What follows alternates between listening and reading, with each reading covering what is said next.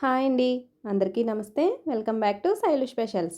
ఈరోజు వీడియోలో దేవీ నవరాత్రుల్లో 7వ రోజు అమ్మవారికి పెట్టే ప్రసాదం కదంబంని ఎలా ప్రిపేర్ చేసుకోవాలో చూపించబోతున్నానండి.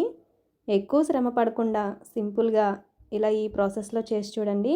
త్వరగా అయిపోతుంది, అలాగే టేస్ట్ కూడా చాలా బాగుంటుంది. మరి లేట్ చేయకుండా ఈ కదంబం రెసిపీని ఎలా ప్రిపేర్ చేసుకోవాలో చూసేద్దాం. ఫస్ట్ అయితే కూరగాయ ముక్కల్ని ఉడికించుకుందామండి. దానికోసం మెయిన్గా మనకి గుమ్మడికాయ ముక్కలు ఉండాలి, అలాగే సొరకాయ ముక్కలు, ములక్కాడ ముక్కలు, క్యారెట్, బెండకాయ, టమాటా, పచ్చిమిర్చిని ముక్కలుగా కట్ చేసి తీసుకోండి. ఇంకా దీనిలో మీకు నచ్చిన వెజిటేబుల్స్ కూడా యాడ్ చేసుకోవచ్చండి. చిలగడదుంప, బఠానీ లాంటివి ఉంటే వేసుకోవచ్చు. కుక్కర్ తీసుకుని ఈ కూరగాయ ముక్కలన్నింటినీ కూడా వేసుకోండి. ఇందులోనే ఒక వంకాయని కూడా అప్పటికప్పుడు కట్ చేసి వేసుకోండి. కూరగాయ ముక్కలను ఉడికించుకోవడం కోసం ఒక గ్లాస్ వాటర్ వేసుకుని, అలాగే పావు టీ స్పూన్ పసుపు, 1 టేబుల్ స్పూన్ సాల్ట్ కూడా వేసి కుక్కర్ మూత పెట్టి ఒక్క విజిల్ మాత్రమే రానిచ్చి స్టవ్ ఆఫ్ చేసుకోండి.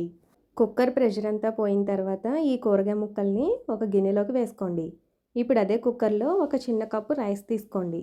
అలాగే 3/4 కప్పు కందిపప్పు, పావు కప్పు పెసరపప్పు కూడా వేసుకోండి.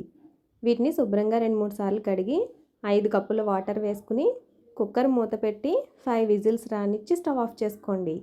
రైస్ ఉడికేలోపు చిన్న నిమ్మకాయ సైజ్ అంతా చింతపండు కూడా నానబెట్టుకోండి. ఇలా ఉడికించుకున్న రైస్ని గరిటెతో కానీ మ్యాషర్తో కానీ లైట్గా మ్యాష్ చేసుకుని పెట్టుకోండి. ఇప్పుడు స్టవ్ ఆన్ చేసి కదంబం చేసుకోవడానికి వీలుగా ఒక పెద్ద గిన్నెను పెట్టుకుని దీనిలో ఉడికించుకున్న కూరగాయ ముక్కల్ని వాటర్తో సహా వేసేసుకోండి. ఇందులోనే 1 టీ స్పూన్ కారం, పావు టీ స్పూన్ ధనియాలు, జీలకర్ర పొడి వేసుకుని ఒకసారి కలుపుకోండి. అలాగే చింతపండు కూడా రసం తీసి వేసుకోండి. దీనిలోనే మనం ముందుగా ఉడికించి పెట్టుకున్న రైస్ కూడా వేసేసుకోండి. గరిటెతో చక్కగా ఉండలు లేకుండా కలుపుకొని 5 మినిట్స్ లో ఫ్లేమ్లో ఉడికించుకోండి. దీనిలోనే టేస్ట్కి సరిపడా సాల్ట్ కూడా వేసుకోండి. ముందుగా కూరగాయ ముక్కల్లో కొంచెం సాల్ట్ వేసాం కాబట్టి చూసి రైస్కి సరిపడా మాత్రమే వేసుకోండి. ఇప్పుడంతా కూడా ఒకసారి బాగా కలుపుకోండి. చూడండి, ఈ కన్సిస్టెన్సీలో ఉండాలి. అవసరమైతే కొద్దిగా వాటర్ యాడ్ చేసుకుని ఉడికించుకోండి. ఇప్పుడు 2 టేబుల్ స్పూన్స్ నెయ్యి వేసి, అలాగే సన్నగా తరిగిన కొత్తిమీర కూడా వేసుకుని కలుపుకుని స్టవ్ ఆఫ్ చేసుకోండి.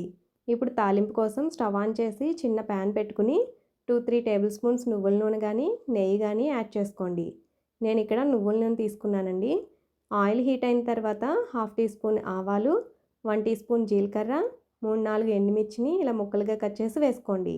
ఇవన్నీ కూడా ఫ్రై అయిన తర్వాత కొంచెం కరివేపాకు కూడా వేసి ఫ్రై చేసుకోండి. ఇప్పుడు ఈ తాలింపుని కదంబంలో వేసుకుని కలుపుకోవాలి. ఇష్టమైతే ఈ తాలింపులో కొంచెం ఇంగు కూడా యాడ్ చేసుకుని కలుపుకోండి. ఇంతేనండి, ఎంతో సింపుల్గా కదంబం రెసిపీని చేసుకుని అమ్మవారికి నైవేద్యంగా పెట్టేసుకోవచ్చు. మరి ఈ గోదావరి పిల్ల యొక్క శైలు స్పెషల్స్ ఎలా ఉన్నాయో కామెంట్ చేసి చెప్పండి. మరిన్ని రెసిపీస్ కోసం శైలు స్పెషల్స్ ఛానల్ని సబ్స్క్రైబ్ చేసుకుని అలాగే బెల్ బటన్ కూడా ఆన్ చేసుకోండి. Thank you for watching.